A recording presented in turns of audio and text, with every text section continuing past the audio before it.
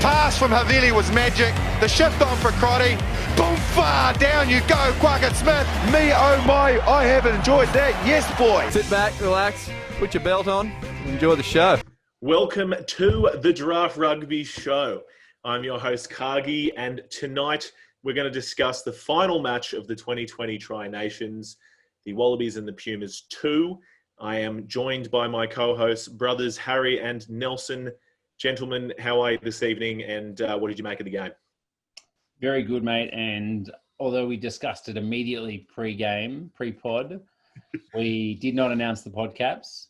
So last pod of the year, I thought it was good just to give them all an update because I know that the fans are really hanging out for these. So myself, 91 pod caps. Oof. He's getting his way up there. Triple dig. Cargie 83 and Nelson still lagging. Hasn't been able to catch up on 79 as well. Are you saying he's not going to cap that 80 mark this year, perhaps? No, definitely not. We're not doing any more pods. Spoilers. I'm sweet with 79. Very exciting. No, well, you were just saying it's pretty huge. We've done 44 episodes this year. I think Nelson's first remarks were, "That's too many." That was mine too, yeah. Yep. So too many for everybody. It's been good fun. But look, if you missed, speaking of episodes, if you missed last week's episode, do yourself a favour and go check it out. It was with the great man, Squidge Rugby, joining us for his second pod cap on the show. Let's get on YouTube, mate. I got the summary on how to beat fast line speed up just that clip on YouTube. So highly recommend. That's it. If you are not already subscribed and watching us on YouTube, you can get us there as well. Harry breaks it down into the entree, main course, dessert, and any other useful clips that he can. Our expectation is that our video of Squidge discussing how to beat that fast line speed is going to hit about 1 million views within the next 24 hours, I think. That's true. And like one late push. And like Squidge's around 400,000 followers, it's only be a couple of weeks until we're just nipping at his heels, really, I think, and doing this as a full-time job. No, Squidge, if you don't know who Squidge is, get after him on YouTube. His videos are incredible. His analysis is always insightful. His banter is of the highest caliber. And look, he puts some of us to shame on this pod. And it was great to have another yarn with him. It was really good. So go check it out. It was available wherever you get podcasts or on YouTube. And make sure you subscribe and whatever. So very good.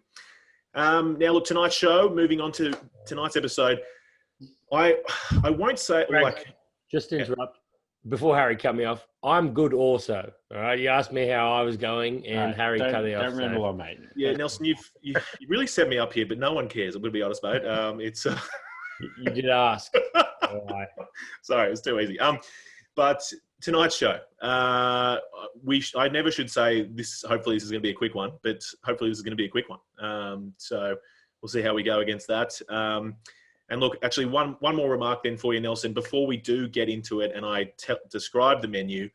The anthem, what did you guys make of the anthem? You were huge about the anthem, and not only did you really enjoy it, Nelson particularly, but you've gone and memorized all the words and can sing it for us now.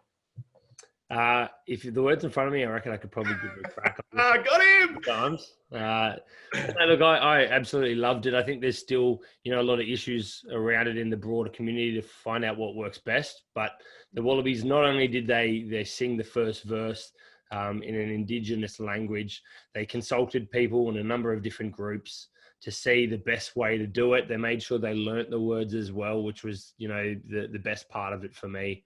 And there was a big build up throughout the week where they had, a smoke ceremony and learn about Indigenous food and local bush tucker and things. So it's all part of this, immersing yourself in the culture that we see Rennie doing. And I think it's a very big thing for sport in Australia. And I think it's a very big thing moving forward. It might not be the exact answer, but I mean, I love it. I'd love to see it be the long-term anthem, but we'll see how we go. I'm with you. I didn't expect it, but I had goosebumps watching it and watching the Wallabies know the lyrics as well. I was shocked at just how much it meant and just how much I enjoyed it. Yep. Awesome. I agree. It was very powerful, and I greatly enjoyed it. It's like the Kiwi anthem. They start off in in Maori and then sing the verse in English. I thought it was great. That only started in the 80s or the 90s or something as well, apparently. So, it's got to start somewhere. Yep. Okay, and I think Nelson, I expected you to jump in with more excitement, but I guess what you're referencing as well is just there's been a lot of discussion about, is that the best or various languages and ways to integrate it. The biggest thing is, there's over 250 languages, and that they do actually discuss, a lot of people with Indigenous heritage discuss, speaking in someone else's native tongue on your land, and there's disrespect behind that. So there's still a long way to go, I think, before it's completely broadly accepted. I love it to bits. It was my highlight for the weekend, probably my highlight for sporting moment of the year, to be fair. So I'd really love to see it move forward. And I think there's just going to be a lot more discussions about it. And I think, look, we all love the Indigenous jersey. I think we've called many times for that. Should just be the Wallabies jersey. It's an awesome jersey. I will say I prefer I prefer not this one with the white sleeves. I prefer the old one with the steel green and gold more. But either way, I love the Indigenous jersey. Make it something Rennie talked about as well. Make it gold. Make there be a Wallabies gold colour. You don't change your yellow every year. It's a certain colour that's locked in, and you build your Indigenous jersey around that. That can change every year. I'm happy for that to change, but I think we lock in a gold, and I'd love to see it as our, Indigenous part of that jersey. And I don't know if you guys have been watching the Northern Hemisphere Test Rugby at the moment, but how freaking confusing is it seeing them play at the moment? They just chop and change colours whenever they feel like. Like they're just doing whatever they want. I know. I think. Wallabies gold. I mean, you just have to look at like my rack of jerseys, and you just see all the various colours of origin, gold and yellow and whatever. But exactly. I agree. I talked a lot on the weekend about jerseys in terms of the Super Rugby alternate jerseys. Remember last year and the year before, all the Kiwis had that same blue jersey as their alternate jersey. It's like, come on, anyway. Let's move on. Great. I said it's going to be a quick one. It's not. So very good for our menu for tonight. For entree, we're going to review the Wallabies and the Pumas, wrap up any final thoughts on the 2020 Tri-Nations. In that, for main course, we're going to talk about, kind of look to the future. What are the holes that we can fix in the three test teams, the Pumas, the All Blacks, and the Wallabies? And for dessert, we're going to briefly discuss what's in store for Draft Rugby and Super Rugby 2021, or what to look forward to. So exciting things. But with that, how about we launch into the entree? Australia and Argentina, 16 all at full time. Reece Hodge couldn't get it done. Third time was not lucky. Who wants to kick us off? I'll kick us off. There's no way we're putting that on Reece Hodge. I thought he kicked really, really well. I agree. And how many times are you going to make him kicks from outside 50, pouring rain? There's no way. Like I was gutted seeing the second game that he couldn't kick a winning shot, which is always a really hard kick. But this one was the same, like, incredibly difficult. And to think that we're putting that on Hodge, like what an absolute joke. I thought the Wallabies had a lot of areas to improve, and Hodge could hold his head up high for his kicking. I thought he was excellent. I think it was Gregan that actually said it on the broadcast. He said, your kickers do not lose you games, they win you games. And I think that's a very good point. That kick there, he could have won us the game, but it shouldn't have come down to that. We had enough opportunity and enough ball where it really should have been, finished by that point. So good on him for having that crack. Good on him for being confident after having, a few misses in similar positions. But yeah, I think a bit hard for him. I was saying to some of my non-rugby watching mates that I was watching the game with, and I was just saying a throwaway comment of whenever it's raining, it favours whoever the Wallabies are playing. And he said, why? And I just went, I don't know. We're just shit in the rain. Do you think there's anything to that? You said that. Well, when we beat them in Wellington, New Zealand in Wellington this year, that was in the pouring rain. I thought it massively favoured us. Was it Wellington? I'm not sure, but no, true. No, that's what I mean. I just made it as a throwaway remark. Whatever. When we beat them, it was in the rain. Craigs, I have my answer for that. All the way through juniors, seniors, everything. As soon as it rains, we close the council grounds, and you do not play rugby. You don't play rugby your entire life in wet weather, and then you expect yourself to be better than teams that play in wet weather every other week. Yeah, that's a good point actually to reflect on. I guess just us growing up playing footy, the amount of wet weather games, slowly decreased over time, didn't they? I used to love it, and then all of a sudden, it just didn't become a thing. You couldn't. Mate, me as well. Like the great blue whale I am, I could dive from about 30 meters out, and I'd get all the way in. You know what I mean? So it was it's probably momentum. Exactly. But all right, Injuries. Injuries in this one, Harry? The only thing I was going to say, because there wasn't any clear injuries, but Harry Wilson came off at half time. Yeah, something wrong with that. That's got to be an injury, right? Must. The guy plays 80 minutes every week.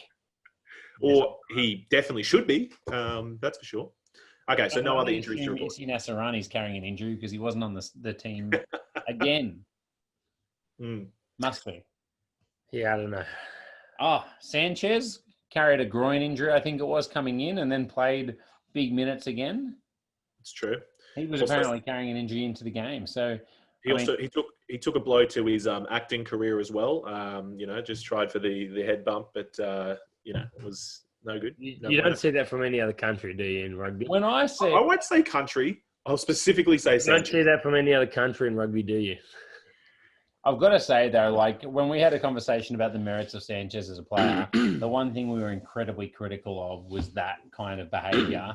And I kind of enjoyed not seeing it from him for a few weeks, but it's never far away, is it? You can see this from a nation that loves their football because they constantly take dives and try and milk penalties. And when the rest of the team are so hard, how does such a opposite exist in the team? You have some of the hardest men ever to walk on a rugby field, and then you have a guy that tries to manage injuries. We should ask Kremer. Whenever Sanchez goes down, we should just ask Kremer, what do you think, Kremer? Is it a penalty or not? I reckon Kremer makes a mental note and he goes, I'm going to smash him at training this week. That's why he's so sore. He's carrying those niggers when getting hit by Kremer. That's it. All right, well, moving us along. Look, 3 draws in 6 games. Argentina, 2 draws from 4. My first thought on that is that the bookies must have been having a field day, cleaning up. So, Nelson, what did you back on for the margin this week? I definitely backed the Wallabies. By? Oh, I think I did 13 plus. You did, mate. Yeah, you definitely did. But I had a Kiwi that also went 13 plus, so it's another loss for him. Mark him down as one. Yeah, I also was at a Kiwi function. It was a crate day, the first Saturday of summer, and 12 long necks deep by this point probably. But what happened was I had a big Kiwi guy telling me that he would put all his money on Argentina, that Argentina would win, and I said, I bet you that Australia will win. I shouldn't have said that. I should have said, I bet you're wrong, and I would have won a lot of money. So. Very good, Nelson. Very good, mate. But yeah, so, I mean, what do we think of that? Look, it's draws. I mean, do we think that there shouldn't be draws? We've talked a lot before about how draws are just a massive buzzkill. I'm fine with it being a draw because it deserved to be a draw. Yep. Same with the other couple of draws as well. I mean, teams would be more or less disappointed depending on how they got there. But I'm fine with the result in international rugby like that.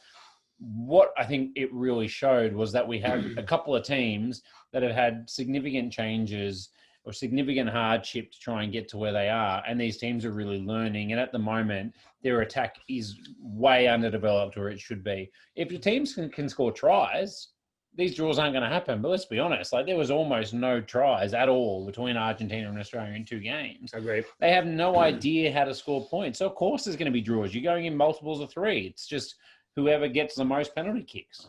I agree. The last thing you want to really see is, I mean, I love rugby and I love seeing more rugby, but you don't want to see another 20 minutes of people taking penalties from as far out as they can. That's not how you separate that game. So, yeah, I think in a game like that, sure, penalties are fine. There's certain instances where you need a result, finals, different things like that. You play out your extra time. It's not golden point. But, yeah, I think realistically, I have nothing wrong with the draw. Talk to any football fan, it happens all the time. Just because we see league regularly and they just, golden points, that doesn't work for me. Don't compare us to football. I was about to say, mate, don't you dare bring that up on the pod. Look, I would be happy to get rid of the draw. No one wants a draw. You know what I mean? Just have the boys play until someone wins. Okay, it's very simple. Just be the better team. Whichever team's fans have been more heartbroken with their performance should just get the win. The Wallabies would have had 3 extra wins this year. Just get your tight head props to do a sumo little bout in the middle of the field, and whoever wins that wins the game. Just have a run it straight at the end of the game. You know what I mean? Like instead of penalty shootout, run it straight. Best 5 on best 5. Boom. There we go. That's not bad. All right, very good. Well, moving on. So a few draws. I think I quickly saw, and I feel like this is wrong, but interesting to note, tries for from each of the 3 teams. Argentina, how many tries do you think for in the Tri Nations? 3? Yeah, probably. They got 1 against us. They got 1 game where they didn't get any against New Zealand. If I give Nelson long enough, he might get it. No, it was just 2. It was the 2 tries. Okay, too. Australia, a massive 100% extra on them, doubling them with the big 4 tries. Well, and New Zealand? We've got to be at the top. And New Zealand, how many do you think they got? 3. This is weird. 8. I think we're the top. 16. So, yeah, only 4 times us. Sorry. I meant 8 against us in 1 game. Sorry. Yes. So, anyway, that was interesting. I thought we'd scored more tries, but apparently not. So, only the 4. We did not. we did not. So, anyway, there you go. But, all right, the game this week, we've got to talk about huge disruptions for Argentina. We won't deep dive into why and thoughts on that, but certainly a whirlwind week for them. It was kind of a lose-lose situation for the UAR. I mean, how do you really navigate that? Didn't matter which direction they kind of turned. I bet they were just wishing, they were like, come on, there was 1 more week left of the season, then we would have been off, would have been fine, no one would have cared. I don't want to say no one would have cared, but, would have been out of season. So anyway, certainly disruptions. They had to change up their players a few things, but I guess the most notable thing from that is they were missing their 2 best players, perhaps, and 2 of the best players in the world in Matera and Petty. Yeah, I mean, completely changes how they play in the locks because they lose easily their strongest line-out caller and jumper. And then they didn't seem to have anywhere near the impact in the ruck. So, of course, they were still physical and belted Australia around a bit. But I don't remember a turnover from their side, actually. Even Montoya didn't have a turnover. So it just completely changed the entire game and how they had to play. And it meant they went from having, 2 sources of turnover ball to try and score an unstructured try to literally just hoping to capitalise on an Aussie mistake, which, funny enough, is what they did. And our line out, consistency built in that match because we didn't have to deal with Petty, as you said. We won 19 of 20, 95%, which is definitely the best we've had. I think our average was it was 6.5 or 7.5 a match is what I read on Twitter. And I don't know how that's true, but we did bomb a lot of lineouts. Now, even though I have said that we're trying to make this a quick pod, I just thought this would be funny, so we're going to do it. And we're not going to talk about specifically the tweets and things like that or tweets from a long time ago, but Harry and Nelson, I had a quick look back, wound the clock back, and had a look at what were both of your first couple of tweets that you tweeted on your accounts a long time ago. Just to see, what kind of stuff were you guys thinking back in the day? Nelson's looking very nervous. Mate? Surely there's dessert or something. No, sorry, it's coming up. It's very good. Nelson's tweet is exactly what you would have expected, everyone. It is Nelson's first tweet, as far as I can tell. Hooper. He said he was better than Michael Hooper. This might just be the furthest that let me scroll back because Nelson's made a hell of a lot of tweets. But it's in 2017. And it said it was basically Nelson retweeting or quoting a tweet from Rugby Australia in which he would have tweeted that, and it was Nelson retweeting that saying "wise words from a wise man." So it was Nelson talking himself up here. Actually, no, mind you, I did not have Rugby Australia. So. Yeah. Sure, mate. Harry, how do you think you fared? Better than Nelson? I really hope so. Jesus, how can I be worse than that? No, look, your first tweet was retweeting some injury nonsense. Then there was this one is more typical. I thought it was. Hold on, we're just doing first tweets, mate. You're not just picking me apart. Gold Coast Sevens. Hey guys, 14 mates and I have flown in from around Australia to come watch the Sevens. Any chance we could meet the Aussies? That was trying for the plug, but also. Your next tweet was Cam Crawford needs a moustache, which I thought was great. But definitely get me a like at Harrisondale88. Definitely. Yeah, very good. I think Nelson appears to make a few more tweets than you do. And look, I'll throw my first tweet was just literally retweeting a Wallabies lineup in 2013. It said, announcement, Jesse Mogg, Ben Tapawai and George Smith will be joining Wallaby camp in Melbourne tonight. So there you go. Your first personal post was, I can't wait to see this robot versus human ping pong match. Yeah, I think that's from a like a Feedly. Let's move on, mate. I don't know how we got to this in the middle of a game review. Quick pod. All right, game review. Moving on. I'm going to take us back. I'm going to take us forwards here, right? So set piece, we're talking about the line out. So how about the scrum? The thing that I was pulling my hair about, Angus Gardner, I know you can see it. I'm losing it. Angus Gardner, I generally like as a good communicating referee, but he seems to be going far too far down that line now. He stopped almost every bloody scrum to talk to both front rows and give them advice without stopping the clock. And then on a number of occasions, the Wallabies had the ball. I don't think it happened to the Argies, but Wallabies ball at the back of the scrum and then the scrum stood up. The ball's available, and yet he calls them to reset the scrum. Like, we're wasting a minute or two of play. What the hell is he doing? Just let the ball go and let the game continue. It was driving me freaking mad. Yeah. No, I agree. We've talked a lot about this again, about how do you deal with the scrums. Player safety is imminent, and that is one of the scenarios where it's very easy for everything to go wrong. But I don't know, like, what the answer is. I think, if the scrum restarts twice immediately, it's a short arm. But it's not even that. It's not even that, mate. Just if you're going to talk to the players, stop the clock. And if the ball's at the back, let them play the ball. Like, it would have fixed all those problems in that game. Sorry, I think I sidetracked there. Yeah, I completely agree. If the ball's at the back, just get it out. You should be saying, get it out. It's like the same at a ruck. Let's move on. But anyway. The other thing is scrum. Like, how much better than them were we? I love our props at the moment. They're just so bloody. Again, I don't think we got the pay that we deserved. I think they got away with not getting all the penalties. Yeah, look, we froth on our front row. I froth on our front rowers every week, and but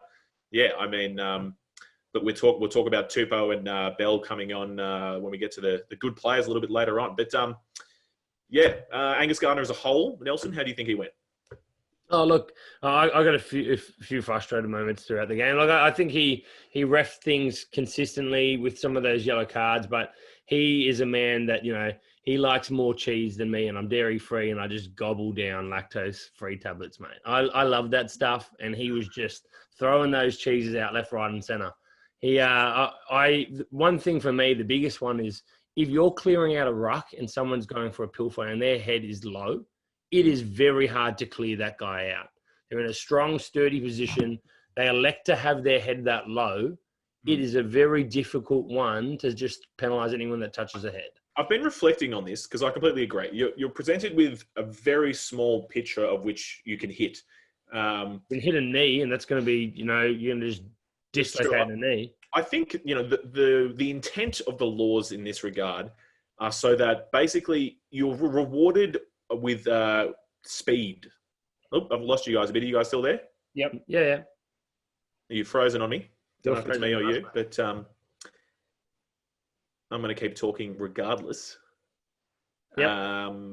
Okay, I'm going to take over because you're too slow. So I thought really, really interesting on this exact point was Brendan Shields at Rugbycology, who's an analyst who writes lots and lots of good stuff online, on Twitter especially. He said, grab the guy. This game, no, we're back. Before this game, this is the law that if actually enforced will change the entire game.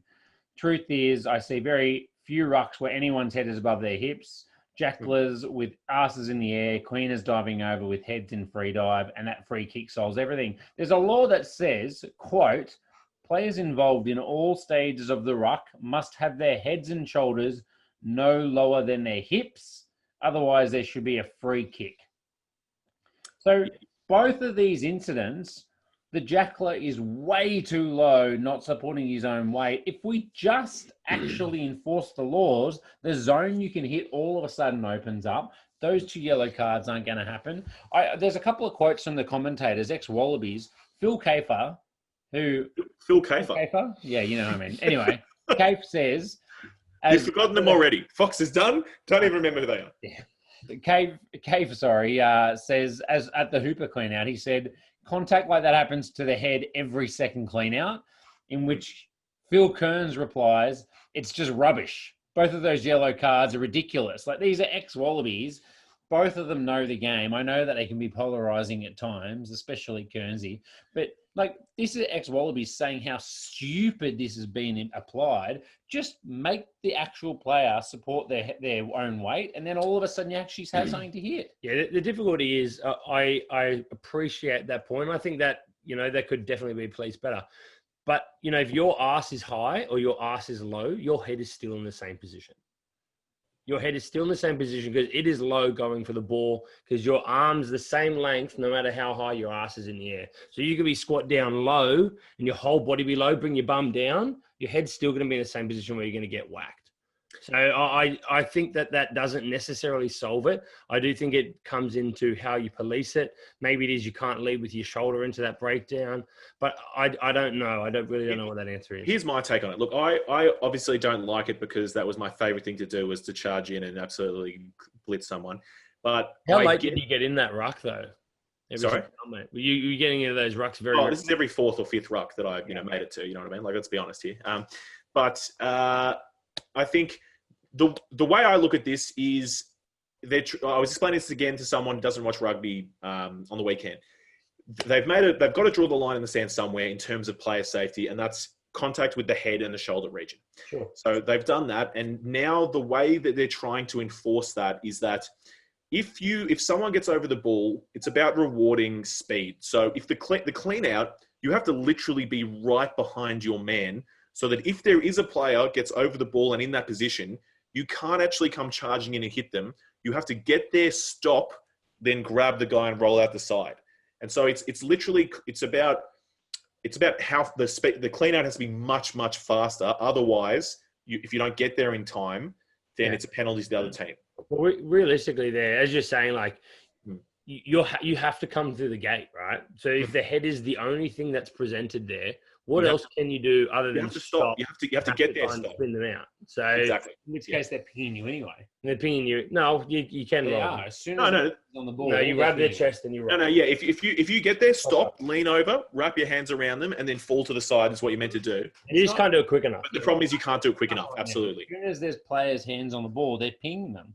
Yeah, no, that's the problem, is that you can't do it quick enough. Absolutely. So therein lies the conundrum, the rump. So I don't know how you fix it. But ruck people. Yeah, I don't know. And then it polices itself. Well, I'm not playing anymore, so I'm all for that. No, look, I mean, I played a lot of footy. I've never seen anyone get a serious injury through a ruck. People get hit to the head all the time. You will not be in the wrong position if you know you could get stomped on. Yeah, absolutely. Seriously, like, I'll stomp on you. Move. But I don't need to hit you in the head. No. So, what do you think about the discipline, guys? If we get back on topic again, because we're pretty loose, fast and loose lipped. today. Yeah, fast and loose. I thought personally both teams' discipline was pretty shite, especially as the game went on. The frustration built. How do you guys see it? Yeah, look, I think Rennie's brought it up himself on a few of his chats. You know, after the match, our discipline's been a real big letdown. We gift Argentina or whoever we're versing, you know, throughout the year. We gift them field position. We gift them, you know, just opportunities when they don't necessarily, you know, deserve it off our own back, and little things we've done off our own back. Argentina, you know, they put a lot of pressure on us at breakdown certain situations. So maybe a bit harsh to say that they don't deserve, but, you know, us making silly decisions. Yeah, I agree. I think you nailed it on the head. It was just, it was a frustrating game, wasn't it? You know, like no one could seem to hold on to the ball, really generate much flow and momentum, and it just bred frustration further and further. And, you know, how do you try to make something happen when nothing seems to be going right? The easiest way to do that is without the ball. It's to just hit someone or leave that second earlier or whatever. And so they just all started pushing the lines further and further. And, you know, it made it not a great game to watch, to be honest. But that's the reality of it. The bloody rainstorm came out of nowhere. But anyway, what can you do? It is. Moving on, what should we talk about? Hoops? Decision making.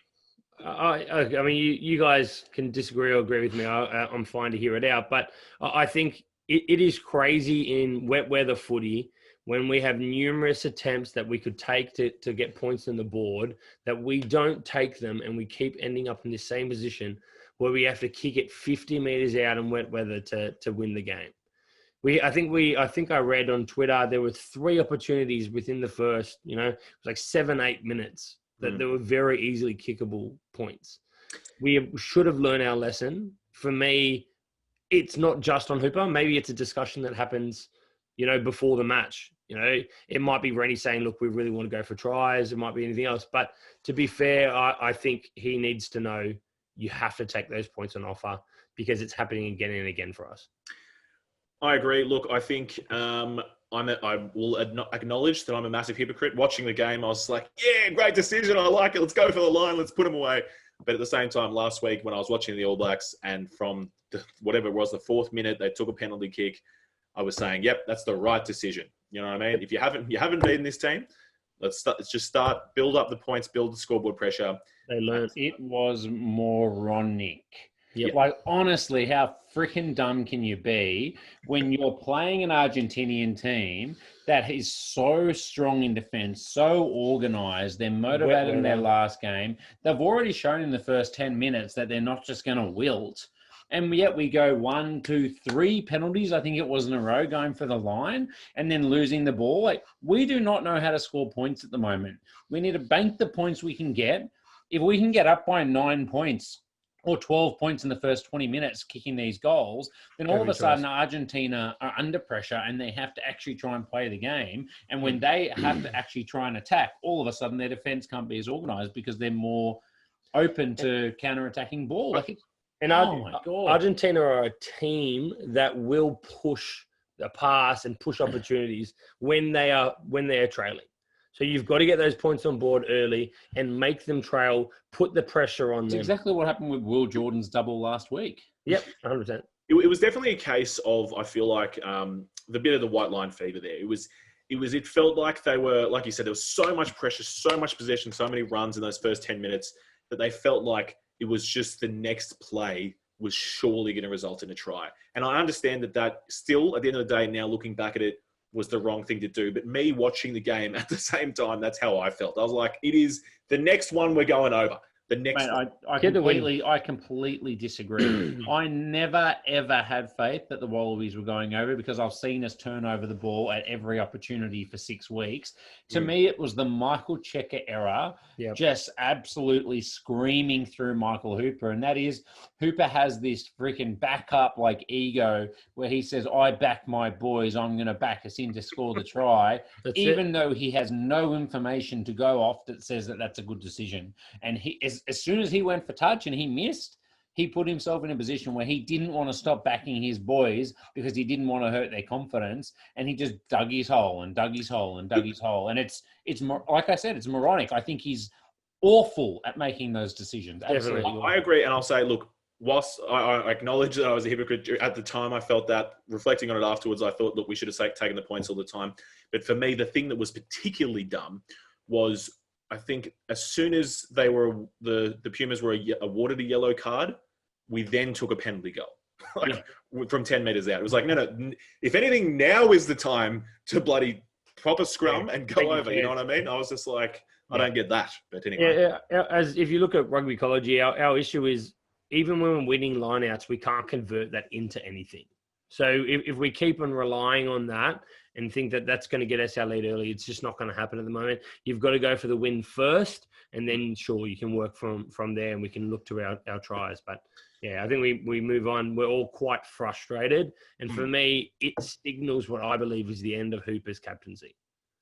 Oof, this is coming from a guy who still today thinks that he is better than Wallabies captain Michael Hooper and what could have been.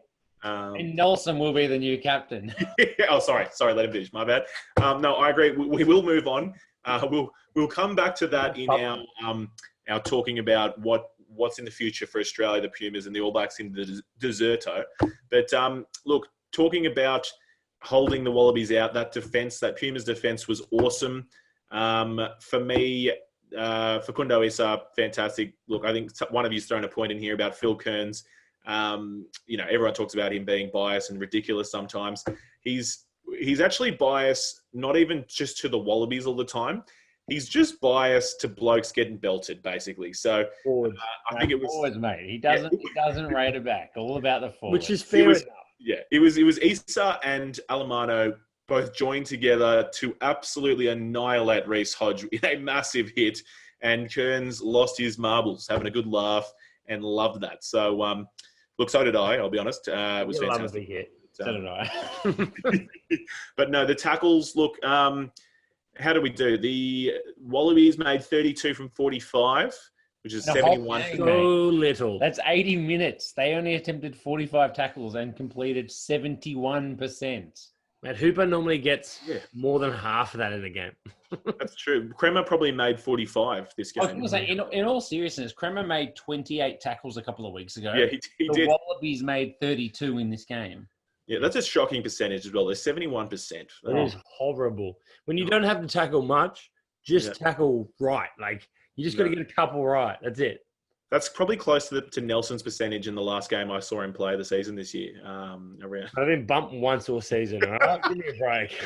I just happened to be there for it. It was great, everyone. It was very good. I liked it. But no, the Pumas, however, 118 tackles from 133 at 89%. Now, that's test level defense. That's even low for them, you know what I mean? But huge, enormous. Yeah, I mean, it shows the difference between how the two teams are playing. And again, Australia absolutely at the start of their cycle trying to learn how they want to play. And, you know, we've had the talk on here about cohesion and how strongly it links to defense. And you could definitely see the difference in the two teams there. I think I'm going to move on to some of the players. I'm actually going to start with the bad players before the good players, before we move on. For me, this is two things, especially one that I think I touched on a week or two ago. Jordan Patea, for me, he had 6 touches in that first half, turned over the ball all 6 times. He is too immature at the moment. He's too self-centered in his play at the moment. He is an absolute freakish footballer. But if you're dropping people like Nasserani to get things right and to prove himself to come back in, how does this repetitive things from, you know, Jordan Patea making the wrong decision, how does this not get, you know, a similar sort of punishment? You're trying to create that culture. I think he's a brilliant footballer. At the moment, I think he is a winger. I have seen nothing that make me think he's an international outside centre. He is a brilliant footballer, and he could well become an amazing Wallabies outside centre. But he is not there at the moment, and I think it stifles our attack. I think it is a big negative in a lot of opportunities when we could be scoring. We're struggling to convert opportunity into tries, and then we have a guy dropping the ball, flinging the ball stupidly, doing dumb kicks at our outside centre when we have lethal outside backs. I think that's a big issue for us at the moment. Now, I am going to disagree. You can. You would be wrong. Which I thought I would definitely get some reactions from you two. But look, I did certainly. I put my foot in it at the start of the game. The first time he turned it over, I had Blake the weatherman, and Nabung, the super sub, watching alongside me, and they both were going off about echoing your same sentiments.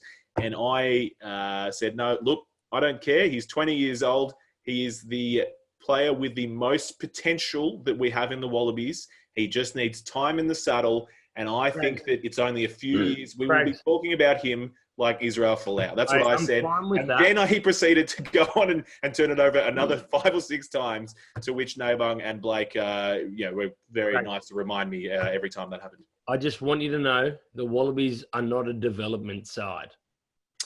He can develop elsewhere or off the bench or on the wing where he doesn't need to think about as much. But we do not need him developing at outside centre and bombing every opportunity we have to score points. Mate, you just got to look at his first game against England. The guy is world class. No one's arguing that. Time in the saddle. He's attacked. He's attacked. He's not world class. He's turned over 6 balls in the first half. That's world class. No one else can do that. He's not world class. I don't really want to go down defending him, but some of those turnovers were all like terrible passes in absolute wet weather. Craig, I think we move on. I can't bring myself to bench him, put it that way. I understand everything. Delusional. I understand what you're saying, but I can't. I've said every single game in this tournament that I think he has way too many errors, and I don't like how he's playing. Even when everybody else was saying, "Oh, he's our best back," I wasn't agreeing. Bull. Yeah, it was a Give good it idea. 2 or 3 years, maybe he's our best back. He is still right 20. now, mate. He doesn't deserve to be on the field. Paisami, who is the same age and has had far less 22. professional rugby than him, is he? I thought he was 20. I think so too. Anyway, looks like the same age. Far better international player. Yeah, for me, I think he has to earn it, and he hasn't. Potential does not earn you that cap. I won't deny that Paisami has played better over the Tri-Nations than Bataya. Absolutely. But I think it's just decision-making. That's all he's got to learn. At the moment, he's made some incredibly poor decisions. You'd think you'd learn after you bomb it repetitively through every game. But no, very good. You mentioned Jordi Bataya, Lukan Salakaia-Loto. Did you bring him up or not? No, I hadn't brought Lukan Salakaia-Loto up. Obviously, he got his red card after only 9 minutes. We've already discussed this repetitively on previous weeks. Do not shoulder someone to the head when you're trying to make a tackle. It is dumb. Bend over a little bit at your waist, mate, and hit someone lower. Mate, the tall building. That's I don't care. His You're nickname. playing rugby. No, I couldn't agree with you more. He needs to get lower because if he got lower, his tackle would be even more effective. He would smash the guy way more. I think all we've learned is that despite Rob Simmons' phenomenal kick from the turnover, Lukan Salakaia-Loto needed to start the game so he wasn't so incredibly jacked up that he took someone's head off immediately. The only thing, and this is getting more Talking airtime to on the sideline. the only thing, and this is getting more airtime than I wanted to, I will say about that Rob Simmons kick is that I was perhaps happy for the first time about something to do with Rob Simmons in that it looked like it was the first time he'd ever kicked the ball. And I was happy and grateful for that he hasn't been practicing. But also, something that he's been doing. It was better than most things that he does because he didn't drop the ball by accident. Oh, nor did he do anything. No, in that phase, right? He didn't drop it by accident. He dropped it on purpose onto his foot. Do that more. It's better than just dropping it. Fuck, he drops it every fucking time. Half time. Wallabies on attack. Oh, the pass the ball to Rob Simmons and knock on. It was kind of like the end of the game as well. You were actually I think he came off, but you were looking for which player's going to drop it next. You know what I mean? Like there was just going across the field. You're like, who's going to be the guy to drop it? And then Rob Simmons pops up, and you're like, there he is. You know, it's just. So guys, on the flip side, Rondona, the open side flanker that came on for Pablo Matera, obviously big boots to fill. But man, could that guy have been any more the polar opposite? He looked like the lost child. Like that they've you know the guy that Pablo Matera gave his jersey to last week. That kid, he played in the jersey this week. He dead set did the same amount. Hang on. He almost got as many tackles as the Wallabies. All right, he got 13 tackles. Mate, I did not see one of them. The bloke was like, as someone was going down, like hand on the side of him.